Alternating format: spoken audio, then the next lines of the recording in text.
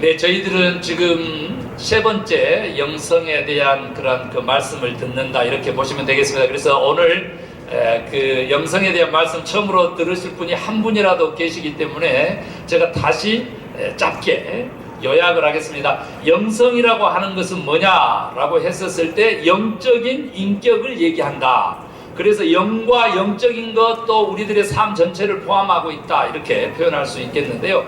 더 구체적으로 하면 성령 충만이 영성이다.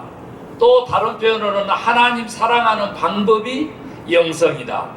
예, 그리고 주님과 동행이 영성이다. 이런 정의들이 많이 있지만 특별하게 저는 영성이란 예수님 닮는 삶이다 이렇게 정의를 합니다. 그래서 예수님을 닮는 사람이 되면 우리는 영성 충만한 그리스도인들이 될 수 있는 것이죠. 그래서 예수님을 닮으려면 어떻게 해야 되느냐 그랬더니 예수님 하신 4가지 큰 일들을 우리도 따라서 행하면 된다라고 말씀을 드렸습니다. 그래서 예수님께서 4가지 일들을 하신 거 그 중에서 첫 번째가 뭐였어요?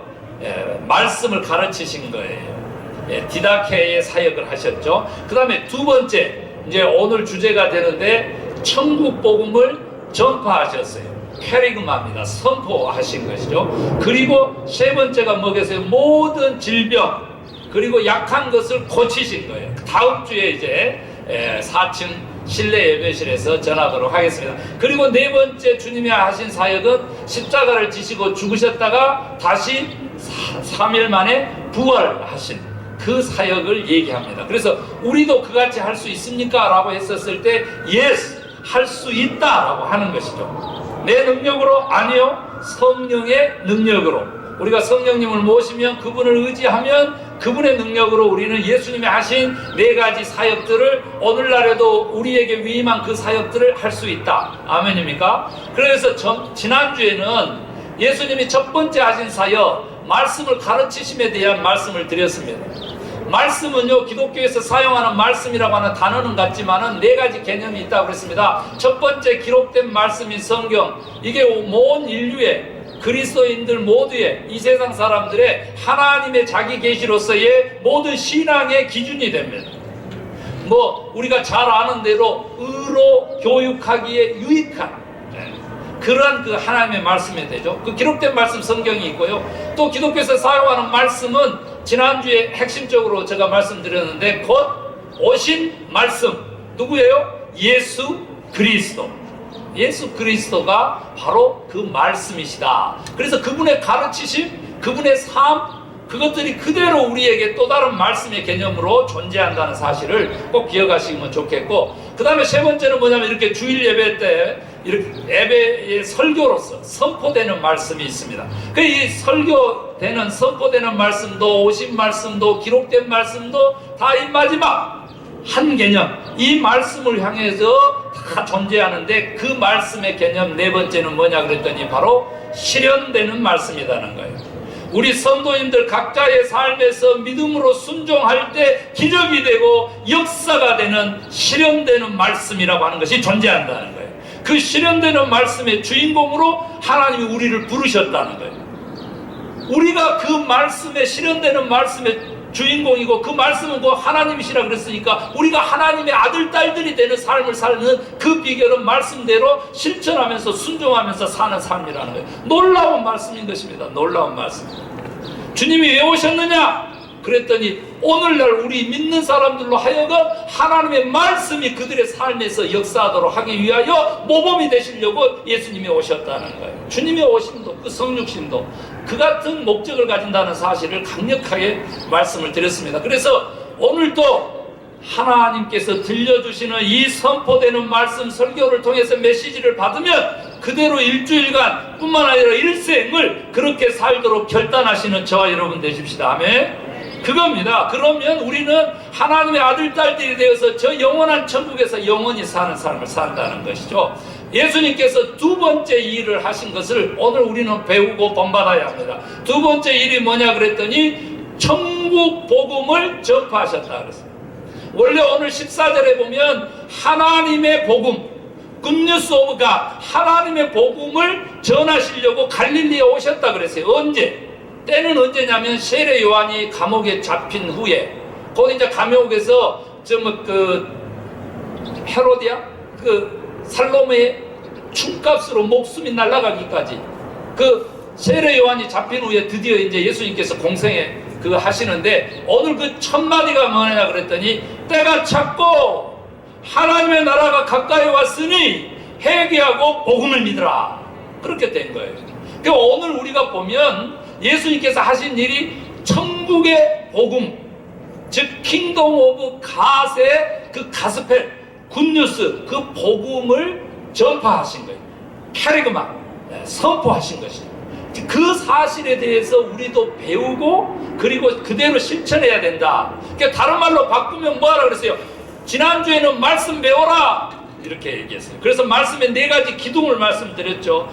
역사, 그리고 그 전에 율법, 역사, 시편지, 그리고 애언, 이렇게 4가지 기둥으로 영성의 집이 세워진다고 이제 말씀을 드렸고, 오늘 그 말씀이 곧 육신이 돼서 이 땅에 오신 예수 그리스도를 마가복음은 뭐라고 그랬냐 그랬더니 1장 1절에 하나님의 복음 곧 예수 그리스도 이렇게 표현해요.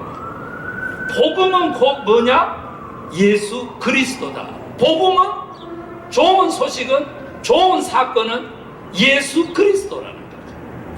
그래서 진짜 복음의 본질은 뭐냐 그랬더니 예수 그리스도의 우리 죄를 사하기 위한 십자가의 죽으심과 그의 부활이다. 그것이 복음의 핵심 내용이기도 하죠. 그런데 그 복음에 대해서 우리가 구체적으로 알기 전에 무슨 복음이냐라고 했었을 때 천국 복음입니다 하는 사실이 가장 중요합니다. 우리에게는 뭘로 표현이 되냐면, 지난주에는 말씀 배우라 그랬으면 이번에는 말씀을 전하는 전도해라 그런 얘기죠. 전도해라. 예수님을 소교해라. 그 명령이 오늘 우리에게 있는 거예요. 예수님처럼 그렇게 하시면 되죠. 예수님은 여기서 복음을 믿으라 그랬어요. 그런데 본인이 복음이다 라고 하는 사실을 마가를 통해서 기록하고 있다는 것이죠. 그런데 그 복음이 어떤 복음이냐 그래. 오늘 예수님이 첫마디 공생애에서 하신 것처럼 하나님의 나라가 가까이 왔다라고 하는 거죠.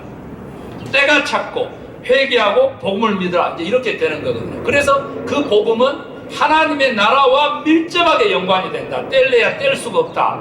이 사실을 먼저 알고 복음을 전파하되 전도하되 하나님의 복음을 전해야 되는데, 하나님 나라와 밀접하게 연관이 되어 있는 바로 그 복음이라는 사실을 기억하면서 지난 400년, 500년 종교개혁 이후로 우리 복음이 기독교 개신교 내에서 왜곡되어 왔다는 사실을 지적한 영국의 목회자이면서 신학자인 톰 라이트의 이것이 복음이다라고 하는 그 책에 나와 있는 그분의 주장을 잠깐 좀 빌려서, 가짜 복음은 뭐고 참된 복음은 뭐냐?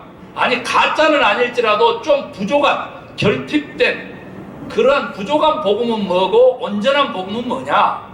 그 복음의 본질에서 벗어나지 않는 복음이 뭔지에 대한 설명을 지금부터 제가 좀 드리고, 그리고 하나님 나라에 대한 이야기를 좀 해보려고 합니다. 여러분, 복음이라고 하는 것이요, 어떻게 변질되어 왔는지 그 역사를 살펴보면 첫 번째가 바로 합리주의의 태동, 즉 계몽주의의 태동이라는 거예요. 합리성의 이론을 기반으로 한 계몽주의, 우리가 흔히 아는 르네상스 그 시대에 복음이 한번 변질이 됐다는 거예요. 무엇 때문에 그렇게 됐느냐 그랬더니, 보세요. 콘스탄틴 대제가 318년에 로마의 국교화 삼기 전에 예수를 믿는 모든 사람들은 전도사역 곧 선교사였고 목숨을 건 복음의 사역을 감당한 사람들이었어요. 그런데 로마의 지배, 유럽 전체, 그때는 이제 세계가 유럽 중심으로 갔으니까 유럽 전체 세계를 지배하는 그 로마의 국교가 되면서 이제는 어떻게 됐어요? 성직자하고 선교사가 구분되기 시작하고요. 국가 권력과 그 왕권을 수호해주는 그냥 교회의 권력으로 존재하게 되는 거예요. 이것이 이제 교회의 힘이 커지고 국가 권력은 흥망성쇠를, 왕권이 이어지다 보니까 뭐 자식들 중에서 잘난 자식이 있는가 하면 못난 자식도 있으니까 왕권이 쇠하게 되고 막 반란이 일어나고 이렇게 할 때 다 통솔했던 교회의 권한이 엄청나게 써지면서 교회의 황제가 등극하게 되면서 이제 1517년 종교개혁까지 일어나는 그 역사를 이렇게 가지고 있잖아요.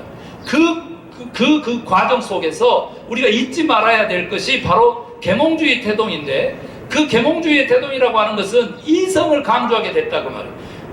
그러니까 로마의 국교화돼서 일반 신도들하고 성직자고 구별되고, 그 다음에 권력을 비호하는 그 세력들, 그 계층하고 일반 순수하게 말씀대로 살아내는 신앙인들하고 이제 구별되기 시작하면서 복음이 약화되고 또 변질되고 이런 것들이 있었는데, 이것이 그럼에도 불구하고 이렇게 이성이 강조되고 문자라든지 개념이 강조되고 그 합리성이라고 그러는데 이해가 되는 것만이 진리로 삼는 이 시대의 복음이 한 번 더 왜곡됐다는 거예요. 그게 무슨 말이냐면 개념 정리를 많이 했다는 거예요. 제가 지난주에는 우리 홍문주 집사님이 사온 책이긴 한데 유튜브에서 잠깐 그 저자의 이야기를 제가 한 50분간 들었는데요. 눈 떠보니 선진국이라고 하는 그 책이에요. 한국이 선진국이 됐는데요, 여러분 저는 너무 놀랐어요. 그분의 저자의 얘기를 듣고 깜짝 놀랐어요. 여러분, 문맹일 퇴치 1이라고 오바마 정권 때는 한국의 교육, 암기식 교육, 입시식 교육 그거라도 좋다 하면서 막 칭찬하고 전 세계적으로 한국 교육이 막 곽광을 받았어요. 그런데 지금 OECD, 즉 선진국 40개국, 잘 사고 있는 40개국 그 OECD 국가 중에서요, 실질적인 문맹률 꼴찌 40위가 어디냐? 대한민국이라는 거예요. 문맹이라고 하는 건 읽고 쓸 줄 모르는 거고 문자를 모르는 건데 이게 무슨 소리까 했더니, 문자는 아는데, 그래서 읽을 줄도 아는데 이해력이 독해력이 가장 40개국에서 최저인 나라가 우리나라는 18살 입시 끝나면 끝나버린다는 거예요. 독해가. 그걸 가지고 80년씩 살아가는 시대에 지금 우리가 직면해 있다는 거예요. 무슨 뜻이냐 그랬더니요, 오늘날 유튜브를 통해 가지고 그냥 가짜 뉴스를 진짜인 줄로 알고 받아들이고 전혀 객관성을 잃어버리는 그러한 사고력을 잃어버리는 그러한 그 어마어마한 세대들이 지금 우리 국민 5천만 국민의 대다수를 형성하고 있다는 거에 깜짝 놀랐어요. 이것은요, 한국 사람이 하는 게 아니고 OECD 그 연구기관에서 40개국을 다 해서 문맹률, 실질적인 문맹률 꼴찌의 나라가 대한민국인데, 돈은, GDP는 1인당 3만 불 넘어섰다고 해가지고 선진국 이렇게 나와 있다는 거예요. 제가 왜 이 말씀을 드리냐 그러면, 이성을 강조하면서 뭐 하기 좋아했냐면 개념화하기 좋아했는데, 대한민국은 4차 산업혁명 시대를 맞았다고 하면서 4차 산업혁명이 뭔지에 대한 개념 정리도 안 한다는 거예요. 평화라고 하는 것을 얘기하는데 평화가 뭔지에 대한 개념이 없다는 거예요. 공정이라고 하는 거요, 그것이 무엇인지 너무 중요하다고 하는데 그 개념이 없다는 거예요. 자유라고 하는 것에 목숨을 바치는데 자유에 대한 개념이 없다는 거예요. 그래서 다시 말이죠, 개념화 작업을 해야 된다고 이렇게 부르짖고 있는 한 학자의 이야기를 듣고 와서 오늘 여기 복음을 애곡시킨 200년 전으로 돌아가려고 하니까 저도 엄청 답답한 거예요. 제가 그러잖아요. 복음 이코르 예수 그리스도, 복음은 복된 소식이다, 좋은 소식이다, 이렇게만 이해하고 있는 사람에게 실제 예수 그리스도가 꼭 우리에게는 복음입니다 라고 얘기를 하니까 한참은 높은 것 같은데, 이것들조차도 다 뭐라는 거예요? 개념화 시킨다는 게 개념화. 그래서 어떻게 됐다고? 교리화돼가지고, 전문용어로는 도그매틱하게 사람들이 변해가지고 신앙에 있어서, 복음에 있어서 잃어버린 것은 뭐냐 그랬더니, 예수 그리스도의 그 복음의 핵심, 십자가의 죽으심에 대한 감동이 없다는 거예요. 그가 왜 십자가에서 돌아가셔만 했는지에 대한 생각을 상실했다는 거예요. 어떻게 이해하고 있냐? 내 죄를 용서하기 위해서, 구속사적 관점에서 인류의 대속을 위해서 그가 죽으셨죠? 그런데 그것이 하나도 개인의 삶을 변화시키는 그 엄청난 죽음의 어둠의 자석에서 생명과 영생의 그 자식에로 옮겨가는 존재적인 변화를 단 한 번도 내가 뜨겁게 경험하지 못하고 감동하지 못하는 그런 시대를 열어버렸다는 거죠. 김재율 목사 신학교 하면서 강의하고 하니까 뭐 개념 잘하고 뭐 설교도 잘하고 다 좋은데, 여러분 예수 그리스도의 십자가 죽으심이 나하고 상관없으면 다 헛것이라는 거예요. 그분의 죽으심이 나도 다른 사람을 위해서 저렇게 목숨 바칠 그런 그 각오하고 연결되지 않으면 아무 필요 없다는 거예요. 다음 주 치유사역, 그 다음 주 십자가 얘기할 때 다시 구체적으로 얘기하겠습니다. 그분의 부활도 하나도 머릿속으로는 아는데 실제로 내가 죽어도 다시 사는 영생의 삶을 산다라고 하는 그런 감동과 그런 소망에 가득 찬 그런 열정의 전도자들을 찾아보기 힘들다는 거죠. 이게 복음의 첫 번째 왜곡이랍니다. 그 두 번째 왜곡은 뭐냐 그랬더니 낭만주의의 태도예요. 모든 것을 이제 지나치게 낙관적으로 보기 시작했다는 거죠. 왜 그랬을까요? 교회가 전 세계 왕권을 세우고 내리고 할 정도로 권력을 쥐고 있으니까.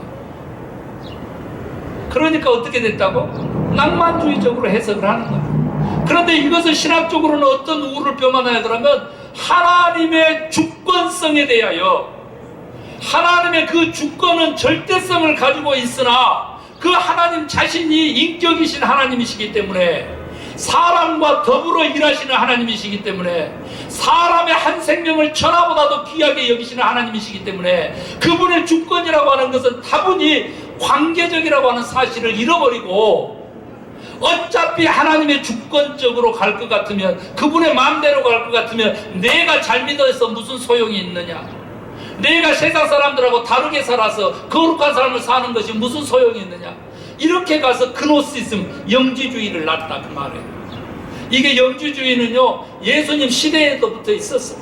육체는 악하고 영은 선하다 해가지고 육체를 금욕하고 학대하고 막 그렇게 하는 금욕주의적인 삶을 사는 사람도 있는가 하면, 아예 대표적으로 마음껏 놀리고 썩어질 것 마음껏 살아가는 성적인 타락에, 그런 쾌락에 집착해서 사는 사람들이 똑같이 교회 내에 존재했다는 거죠. 그게 영지주의 그노시즘이에요. 이단, 최초의 이단이에요. 그런데 그게 더 성황하게 되었다는 거죠.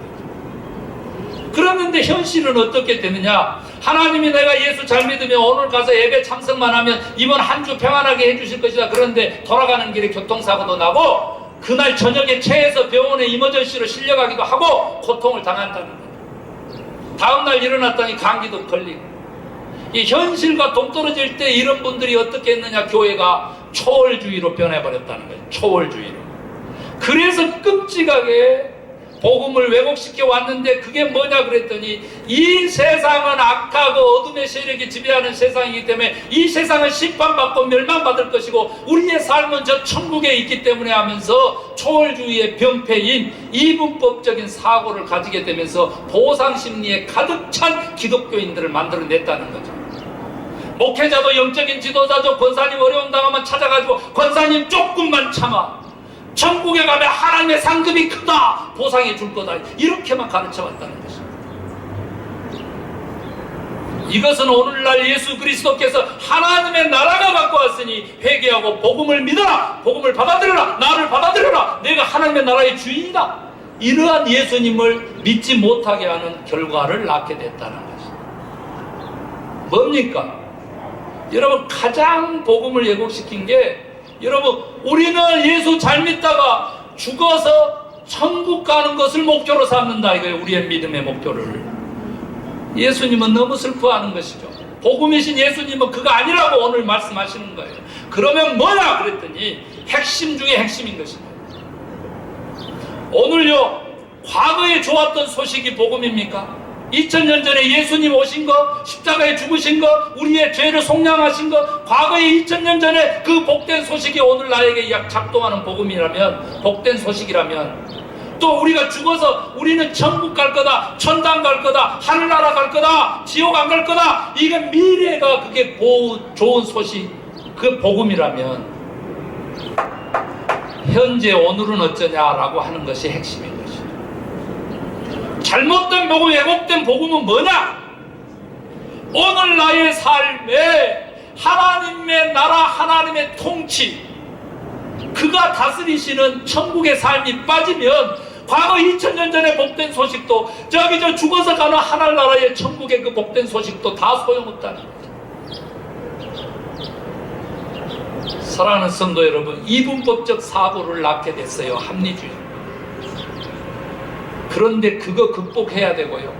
오늘 우리가 있어서 우리들의 삶에 하나님 나라의 현재성, 우리들의 삶 가운데 하나님이 다스리시고 우리는 순종하고 그 안에서 하나님의 섭리의 복을 받아 누리면서 사는 천국의 삶, 이것 빠지면 복음은 왜곡됐다. 복음은 결핍되어 있다. 사랑하는 성도 여러분, 오늘 나의 마음속에 하나님 다스리는 천국을 이루시기를 주의 이름으로 축원합니다. 오늘 우리들의 삶에 하나님이 역사하시는 하늘나라의 삶이 펼쳐질 수 있게 되기를 소망하시기를 주의 이름으로 축원합니다. 그것 빠지면 지금 예수 그리스도를 전하고 복음을 전하고 내가 복음의 사도가 되고 선교사가 되고 전도사가 되고 권사가 되고 집사가 되고 아무 의미가 없다. 내 안에 지금 오늘 천국을 이루고 내 삶에 오늘 하나님의 나라를 맛보면서 사는 복된 성도님들 되시기를 주의 이름으로 축원합니다. 여러분, 한 가지 더 복음을 예고한 일이 있는데 이거 굉장히 중요해요. 오늘날에 벌어진 일이기 때문에 더 중요합니다. 여러분, 세상 사람들이요, 기원을 무엇으로 삼는지 아세요? 올해가 몇 년이에요? 2022년. 왜 그래요? 예수 그리스도 태어난 그 날로부터 한 해를 세기 때문에. 그러면 역사의 기원이 누구예요? 예수 그리스도죠. 우리 하나님이시죠. 우리 인류 역사의 기원은 복음이죠. 예수 그리스도. 그런데 과학이 발달하고 물질 문명이 발달하고 오늘날의 사람들이 생각하는 기원은 내가 물질적으로 성공할 때를 기원으로 삼는다는 거예요.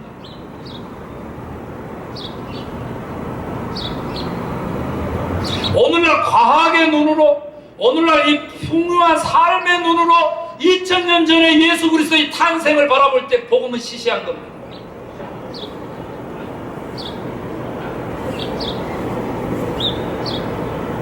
나에게 이익이 있으면 선이고 이익이 없으면 악인 가치관을 가진 세대에 기원이 달라진다라고 하는 것은 복음의 애곡 중에서 최고의 애곡이라는 거예요. 오늘날 그리스도인들에게 내 물질하고 상관없이, 내 환경하고 상관없이, 내 나이, 내 건강하고 상관없이, 내 처한 모든 여건들하고 상관없이 예수 그리스도가 우리 인생의 근본이고 기원이냐는 거죠. 근원이라는 거예요.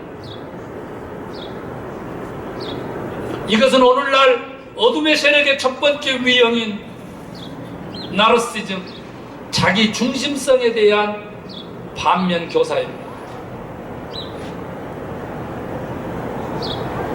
내 인생을 얘기할 때 미국에서 이민와 사는 사람들이 특별히 그렇죠. 제가 다음 주에 더 강조할 얘기가 있습니다만,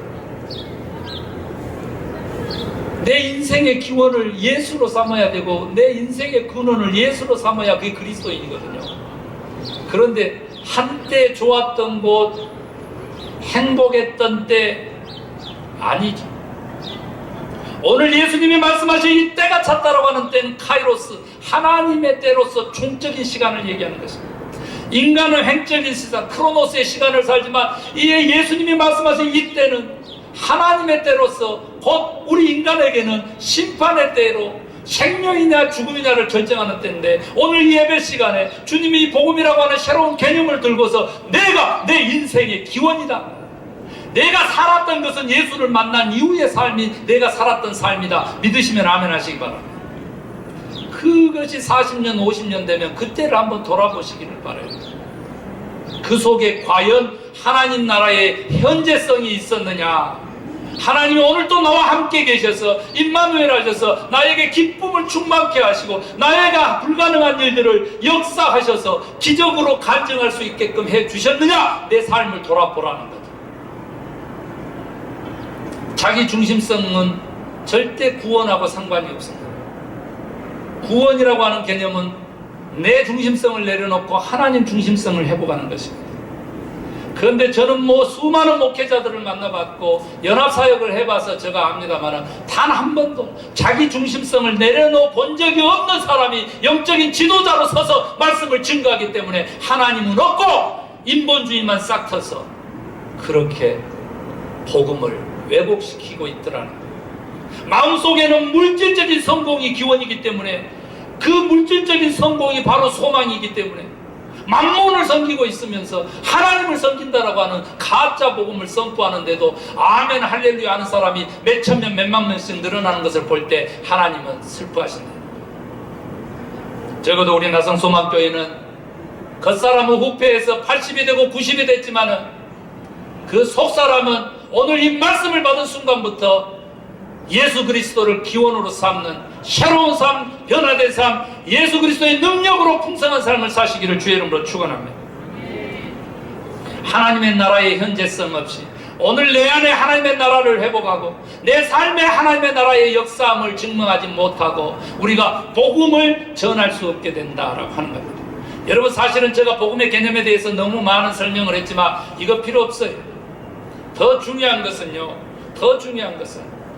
내가 진짜 부족한 복음일지라도 온전하지 못한 예수 그리스도에 대한 이해도를 가지고 있고 믿음을 가지고 있을지라도 내가 예수님을 그 상태에서 내 그릇만큼 만나서 그 만난 예수를 증거할 수 있는 것이 훨씬 더 중요하다는 거예요. 그 증거의 현장에서 하나님은 온전한 예수 그리스도, 온전한 복음을 만들어 가실 거기 때문에 그렇습니다.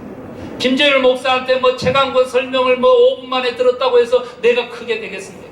아닙니다. 그것보다는 하나님이 우리를 변화시키고 온전하게 만드는 방법이 있는데 그것은 바로 부족하지만 내가 만난 예수를 증거하는 그 현장에서 온전함이 이루어진다는 거예요. 복음의 온전성, 그곳에서 하나님의 나라가 실현되는 것입니다. 믿으시면 아멘 하시기 바랍니다.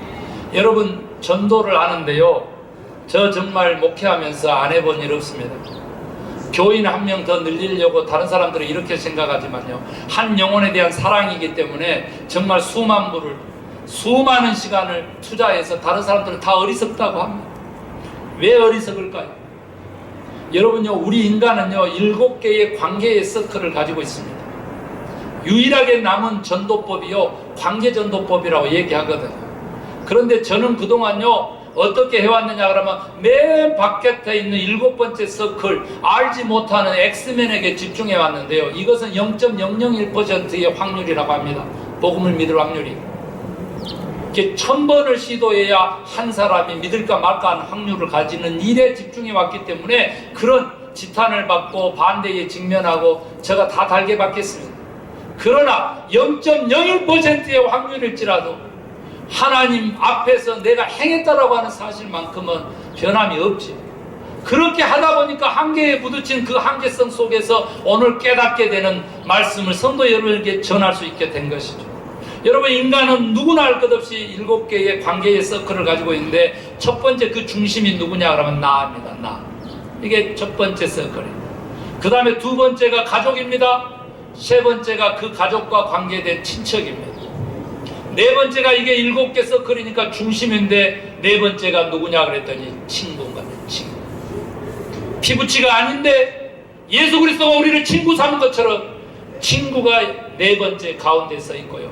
다섯 번째는 누구냐 그랬더니 직장 동료, 밀접하게 관계 맺은 사람들도. 여섯 번째는요 그냥 이웃에 이렇게 아는 사람들. 일곱 번째 서클은요 엑스맨이라고 하는 거죠. 근데 오늘날 교회가 다 엑스맨에 관심해서 노방전도 대표적인 게 뭐예요? 모르는 사람에게 주는 거잖아요. 엑스맨이죠. 그런데 관계전도, 성장하는 교회의 98%는 그 구성하고 있는 인원의 98%가 다 가족과 친척으로 구성되어 있다. 3 단계의 서클 안에 들어가 있더라고요. 그러니까 우리 오늘 해야 돼요. 옆 사람 좌우 보면서 따라했다. 당신은 저의 가족입니다. 친척입니다. 아, 설날이니까 얼마나 더 어울려요. 오늘 이거 해놓고 가야 되는데 이제 남은 건 뭐냐 그랬더니요, 여러분, 복음 전파하는 전도자 되려면 예수님이 하신 것처럼 친구 삼기 해야 됩니다. 친구 삼기 그냥 되는 것 아니고요, 물질을 바쳐야 되고 시간을 바쳐야 되고요, 정성을 바쳐야 되고, 그 중에서 특별히 마음을 주는 사랑이 있어야지만 친구가 맺어지는 거예요. 다른 말로 바꿔볼까요? 복음 전도의 사명을 받았으면, 예수님 닮기에 영성 충만한 인간이 되기를 원하면 예수님처럼 복음 전해야 되겠는데, 내 삶을 그 사람하고 쉐어하지 않으면, 나누지 않으면, 공유하지 않으면, 함께 살지 않으면 친구가 될 수 없고 전도되지 않는다는 거죠. 사랑하는 성도 여러분, 우리가 진정 가족이 되고 친척이 됐으니까, 이제는 친구가 됐으니까, 특별히 예수님이 우리를 친구 삼아 주셨으니까, 우리가 복음 전도를 위해서는 친구 삼기를 지금부터 결단하고 행하시기를 주의 이름으로 축원합니다. 저는 오늘 말씀을 마치면서요, 내 삶에 하나님의 나라의 실현이 복음에 있어서 하나님의 나라와 밀접하게 연관되니까 너무 중요하다 그랬고요, 오늘 지금 이게 빠지면 2000년 전에 복된 소식, 기쁨의 소식 복음도, 우리가 죽어서 갈 저 영원한 천국 간다라고 하는 그 복된 소식도요, 의미가 없다는 말씀을 드렸는데, 왜 그랬는지에 대해서 제가 예수님이 누가복음에서는요, 공생애를 어떻게 시작했냐면 이사야 61장 1절과 2절을 읽으면서 시작했어요. 주의 성령이 내게 임하셨으니 나를 보내사 가난한 사람들에게 복음을 전하게 하시려, 포로된 자에게 자유를, 눈먼 자에게 다시 보게 함을, 눌린 자에게 노임을 주고 하나님의 은혜의 해를 선포하게 하려 함이니라.